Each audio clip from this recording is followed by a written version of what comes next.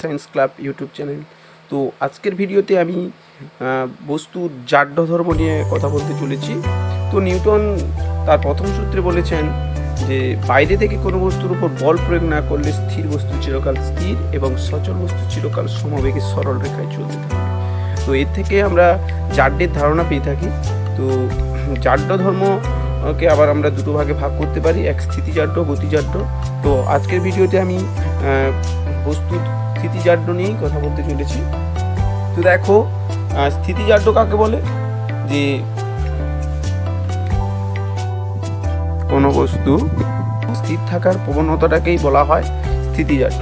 তো এক্ষেত্রে আমি কতগুলো বই নিয়েছি এবং বইগুলো সারিবদ্ধভাবে সাজানো আছে এবং তার মাঝখান থেকে একটা বইকে খুব সহজেই বের করে নেব।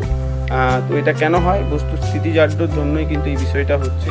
তো দেখো, আমি এই একটা বইকে ধরলাম এবং এই বইটাকে খুব দ্রুত যদি টেনে নিই, ওপরের বইগুলো তোমরা খুব ভালো করে দেখলে ওপরের বইগুলো কিন্তু পড়লো না, তারা তাদের জায়গায় কিন্তু স্থির থাকলো। তো এই বিষয়টা কেন হলো?